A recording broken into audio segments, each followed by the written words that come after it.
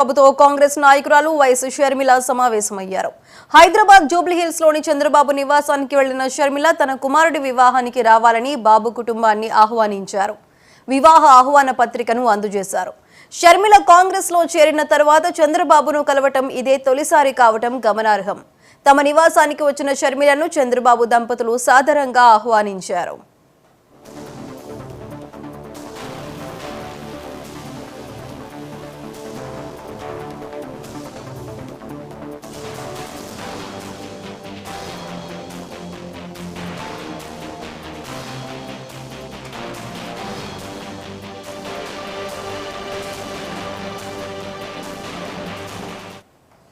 ఏపీలో ఇప్పటికే టీడీపీ జనసేన పొత్తులో ఉన్నాయి. బీజేపీ కూడా వీరితో చేతులు కలిపే అవకాశం ఉందని ప్రచారం జరుగుతోంది.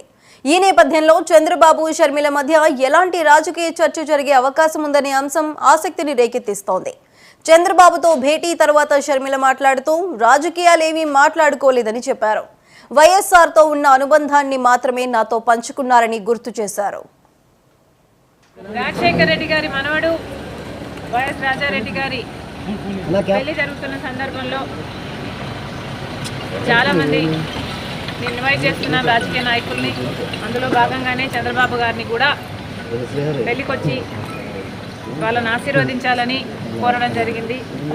చాలాసేపు రాజశేఖర రెడ్డి గారి గురించి, వాళ్ళ ఫ్రెండ్షిప్ గురించి, వాళ్ళ రాజకీయ ఇనిషియల్ ప్రస్థానంలో జరిగిన విషయాల గురించి అన్నీ గుర్తు చేసుకున్నారు. మాకు గుర్తు చేశారు. చాలాసేపు మాట్లాడాం. చాలా సంతోషం అనిపించింది. వచ్చి ఆశీర్వదిస్తామని మాటిచ్చారు.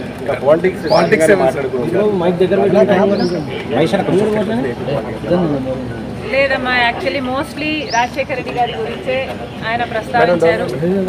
ఇనీషియల్గా వాళ్ళు రాజకీయాలు మొదలు పెట్టినప్పుడు వాళ్ళిద్దరూ కలిసి ప్రయాణం చేశారు. పొద్దున్న నుంచి సాయంత్రం వరకు వాళ్ళు కలిసే ఉన్నారు. జీప్లలో కలిసి తిరిగారు. ఇలాంటివన్నీ ఢిల్లీకి వెళ్ళారు. అప్పుడు చీఫ్ మినిస్టర్కి వాళ్ళిద్దరు కలిసి చేసిన ప్రయత్నాలు అయితేనేమి ఇలాంటివన్నీ చెప్పుకుంటూ వచ్చారు. మేడం, కాంగ్రెస్ పార్టీలో మీ పాత్ర ఎలా ఉండబోతుంది? మీకు ఎటువంటి మీరు అనుకుంటున్నారు వస్తుందని చెప్పి వాళ్ళు ఏసీసీ మీకు ఉన్నారు?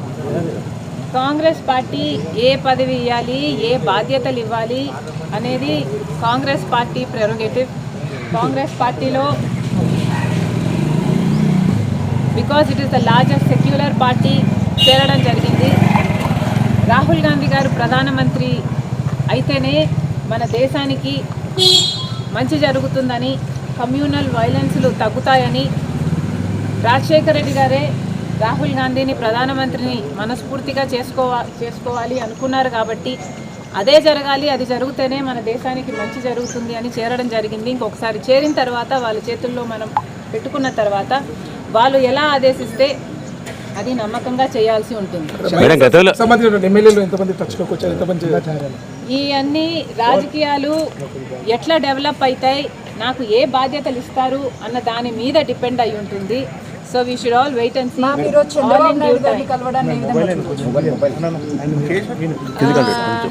చంద్రబాబు గారిని చూడడాన్ని ఏ విధంగా కలవడం ఏ విధంగా చూడొచ్చు అంటే, మామూలుగానే ఒక ఫ్రెండ్లీ ఎన్వైరన్మెంట్లో అందరం చూస్తే బాగుంటుంది. నేను లోకేష్ గారు ఒక ట్వీట్ నాకు రిప్లై చేశారు. ఆ సందర్భాన్ని కూడా రాజకీయంగా చూడకండి. చంద్రబాబు గారికి ఒక క్రిస్మస్ కేక్ మాత్రమే పంపడం జరిగింది. ఒక కేకే కదండి, ఆ కేక్ అంటే మేడం ఇప్పుడు మేడం ఈ చర్చ అంటే ఏంటంటే, ఆ కేక్ కూడా మేము ఒక చంద్రబాబు గారికే పంపలేదు. ఇక్కడ కేటీఆర్ గారికి, కవిత గారికి, హరీష్ రావు గారికి, ఇట్లాంటి వాళ్ళకు కూడా పంపడం జరిగింది. యాక్చువల్లీ ద బ్యాక్గ్రౌండ్ ఈస్, రాజకీయాలు అన్నది జీవితాలు కాదు. రాజకీయం అన్నది మా ప్రొఫెషన్. మేము ప్రజల కోసం చేస్తున్న ఒక సర్వీస్. ఆ క్రమంలో మేమందరము ఒకరిని ఒకరు మాటలు అనుకుంటుంటాం. మేము రాజకీయ ప్రత్యర్థులం కాబట్టి అనుకోవాల్సి వస్తుంది, అనాల్సి వస్తుంది.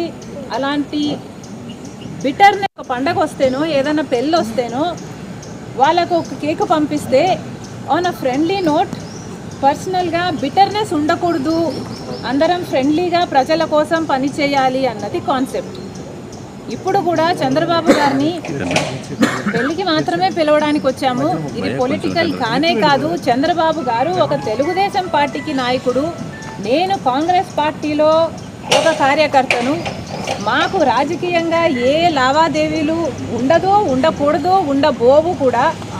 రాజశేఖర రెడ్డి గారు కూడా తన సొంత పిల్లల పెళ్లిళ్ళకు కూడా చంద్రబాబు గారిని ఇన్వైట్ చేయడం జరిగింది. చంద్రబాబు గారు కూడా రావటం జరిగింది, మమ్మల్ని ఆశీర్వదించడం జరిగింది. ఇదేమీ వింత కాదు, విచిత్రం కాదు. సో దీన్ని ఒక ఫ్రెండ్లీ ఎన్వైరన్మెంట్తో చూస్తే అందరికీ రాజకీయాల్లో షర్మిల పాత్ర ఉండబోదా? కాంగ్రెస్ పార్టీలో మనం పెట్టుకున్న తర్వాత కాంగ్రెస్ పార్టీ ఏ బాధ్యతలు అప్పగించినా ఆ బాధ్యతలు నేను నమ్మకంగా చేస్తానని ఆ రోజు చెప్పాను, ఈ రోజు చెప్పాను. మేడం ఫ్రెండ్లీ రాజకీయాలు మేడం మీరు ఫ్రెండ్లీ రాజకీయాలు కోరుతున్నారు. ఇప్పుడు అంతా ఫ్రెండ్లీ రాజకీయం ఉందా మేడం? ఒకవైపు మీ సోదరుడితో చంద్రబాబు నాయుడుకి వైరం ఉంది, మీరేమో రాజకీయాలు అలా ఉండకూడదు అంటున్నారు. ఎట్లా మేడం? Not condoning anything. ఇలా ఉన్నాయి రాజకీయాలు అని నేను మీకు చెప్పనవసరం లేదు, మీ అందరు కూడా చూస్తున్నారు. కానీ ఫ్రెండ్లీగా ఉండాలి. మనం అందరము కూడా ప్రజల కోసం ఉన్నాం. ఏ వేదిక అన్నది ప్రజలకు తెలుసు. ఏ ప్లాట్ఫామ్ని మనం ఎంచుకున్నా, ఏ పార్టీని మనం ఎంచుకున్నా ఉన్నది మాత్రం ప్రజల కోసం. సో ప్రజల కోసం నమ్మకంగా పనిచేద్దాం. పార్టీలు ఉన్నది, లీడర్లు ఉన్నది ప్రజల కోసం, స్వార్థం కోసం కాదు అన్నది నా అభిప్రాయం. టీడీపీ అధినేత చంద్రబాబుతో కాంగ్రెస్ నాయకులు వైఎస్ షర్మిల సమావేశమయ్యారు. మరి దీనికి సంబంధించి మరింత సమాచారం మా ప్రతినిధి రమేష్ అందిస్తారు. రమేష్, చెప్పండి.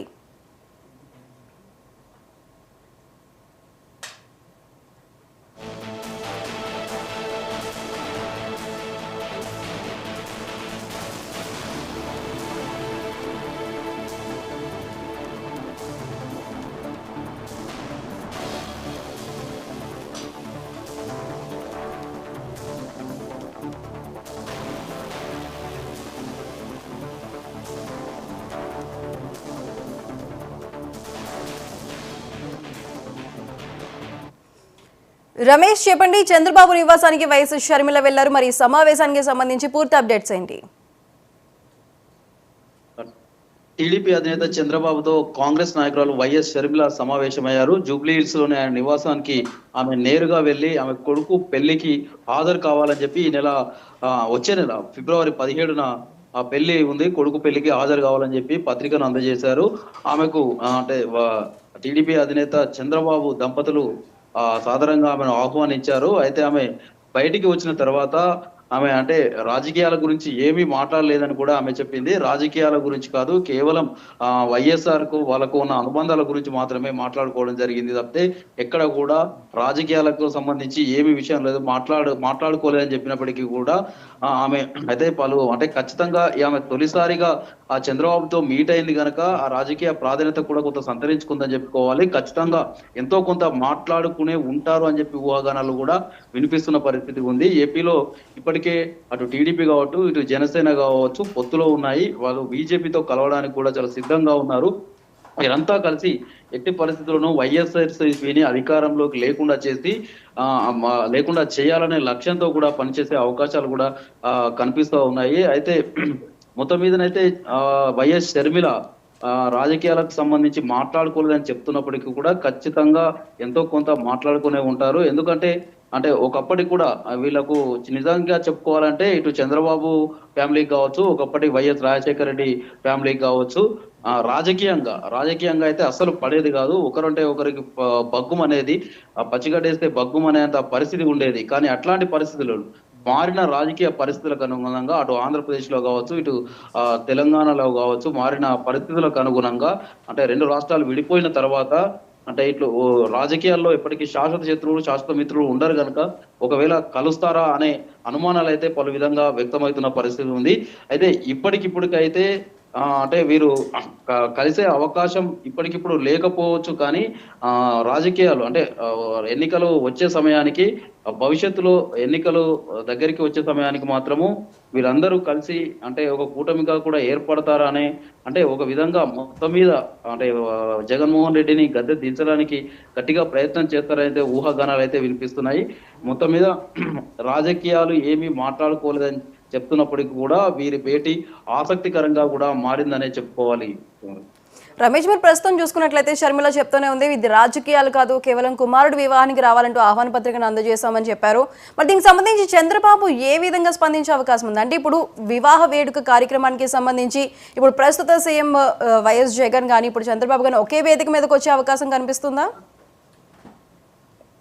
ఖచ్చితంగా పెళ్లికైతే వచ్చే అవకాశాలు ఉన్నాయి. అంటే ఒకే వేదికపై కూర్చుంటారా లేదా అనేది పూర్తి స్థాయిలో చెప్పలేము. ఒక విధంగా కూర్చునే అవకాశం ఉంటుంది, ఎందుకంటే అది రాజకీయ వేదిక కాదు. గతంలో చంద్రబాబు నాయుడు, వైఎస్ రాజశేఖర రెడ్డి కూడా అనేక సందర్భాల్లో వారు ఫ్రెండ్స్ అయినప్పటికీ కూడా, రాజకీయ వైరుధ్యాలు ఉన్నప్పటికీ కూడా, రాజకీయాలు అటు చంద్రబాబు నాయుడు ముఖ్యమంత్రిగా ఉన్న సమయంలో కావచ్చు, ఇటు రాజశేఖర రెడ్డి ముఖ్యమంత్రిగా ఉన్న సమయంలో కావచ్చు, ఒకే వేదికను వాళ్ళు మాటలు పంచుకున్న దాఖలాలు కూడా మనకు ఉన్నాయి. అయితే ఇది రాజకీయ వేదిక కాదు కాబట్టి, ఎందుకంటే అదే జగన్మోహన్ రెడ్డి ఏపీ వైఎస్ఆర్సీపీ అధ్యక్షుడు, ఏపీ ముఖ్యమంత్రి జగన్మోహన్ రెడ్డి కూడా అక్కడ చాలాసేపే టైం స్పెండ్ చేసే అవకాశం ఉంటుంది. విఐపీలు కూడా ఎక్కువగా వచ్చే అవకాశం ఉంటుంది. ఆమె కాంగ్రెస్ నుంచి పెద్ద పెద్ద నాయకులు, అటు అగ్ర నాయకులు ఢిల్లీ నుంచేలా కావచ్చు, ఇటు తెలంగాణ, అటు ఏపీ నుంచేలా ముఖ్య నాయకులంతా ఈ పెళ్లికి వచ్చే అవకాశం ఉంది కనుక జగన్మోహన్ రెడ్డి ఖచ్చితంగా అక్కడే ఉండే అవకాశం ఉంటుంది. ఖచ్చితంగా చంద్రబాబు ఆ సమయంలో చంద్రబాబు కూడా ఖచ్చితంగా వెళ్లే అవకాశం ఉంది. ఇద్దరు కూడా ఒకే వేదికను అయితే పంచుకునే అవకాశం ఉంది. ఎందుకంటే రాజకీయ వేదిక అయితే పంచుకునే అవకాశాలు ఎక్కడ కూడా ఉండకపోవచ్చు, కానీ ఇది ఒక పెళ్లికి సంబంధించిన అంశము. ఇది పూర్తిగా వ్యక్తిగత అంశము. రాజకీయాలు ఎన్ని ఉన్నప్పటికీ కూడా మనము అనేక సందర్భాల్లో చూస్తూ ఉంటాము. ప్రత్యర్థులు అయినప్పటికీ, రాజకీయంగా ఒకరికొకరు ప్రత్యర్థులు అయినప్పటికీ కూడా శుభకార్యాలకు కావచ్చు, అంటే పర్సనల్ కార్యక్రమాలకు కూడా వెళ్తూ ఉంటారు, మాట్లాడుకుంటూ ఉంటారు. రాజకీయాలు వేరు, ఇటు పర్సనల్ వేరు. అందుకే ఖచ్చితంగా ఇద్దరు ఒకే వేదికపై ఉండే అవకాశాలు అయితే కనిపిస్తున్నాయి. రమేష్, ప్రస్తుతం చూసుకుంటే కాంగ్రెస్ లోకి చేరిన తర్వాత వైఎస్ షర్మిల మొదటిసారి ఇప్పుడు చంద్రబాబును కలిశారు. ఇప్పుడు చంద్రబాబుతో కలిసిన సార్ రాజకీయాలు మాట్లాడుకోలేదు, వైఎస్ఆర్తో ఉన్న అనుబంధాన్ని మాట్లాడుకున్నామని మాత్రమే చెప్తున్నారు. మరి ఇప్పుడు దీనికి సంబంధించి అంటే షర్మిల వైఎస్ఆర్టీపీ పార్టీని కాంగ్రెస్ లో విలీనం చేయడానికి సంబంధించి ఇటువంటి అంశం ఏమైనా వచ్చి ఉండొచ్చా? అంటే ఖచ్చితంగా మాట్లాడుకొని ఉండే అవకాశం ఉంది. ఎందుకంటే షర్మిల కూడా తన రాజకీయ భవిష్యత్తును ఖచ్చితంగా చూసుకుంటూ ఉంటుంది. ఎందుకు అంటే ఆమె అన్న జైల్లో ఉన్నప్పుడు కావచ్చు, అన్నకు సహకరించింది. అన్న జైలుకు వెళ్ళిన తర్వాత ఆమెకు ఏదో ఒక ఖచ్చితంగా పదవి అటు ఏపీ రాజకీయాల్లో కానీ, లేకుంటే ఏమైనా రాజ్యసభకి ఇట్లా పంపుతాడని చెప్పి ఆమె ఊహించింది, ఇటు రాజకీయ వర్గాలు కూడా ఊహించాయి. కానీ ఇద్దరికి ఏ విధమైన గొడవలు, అంటే ఆస్తి పంపకాల కాడ వచ్చాయా, రాజకీయాల కాడ వచ్చాయో తెలియదు. కానీ అయితే అన్నతో మాత్రం విభేదించి సొంతంగా పార్టీ పెట్టుకుంది. ఇటు తెలంగాణలో సొంతంగా, అంటే నాది ఇక్కడ అత్తగారిలు నాది తెలంగాణనే కనుక నేను ఇక్కడే ఉంటానని చెప్పి వచ్చింది. కానీ ఆ తర్వాత మారిన పరిస్థితులకు అనుగుణంగా ఇప్పుడున్న పరిస్థితులు ఈ విధంగానైతే మారిపోయాయి. Right Ramesh, thank you.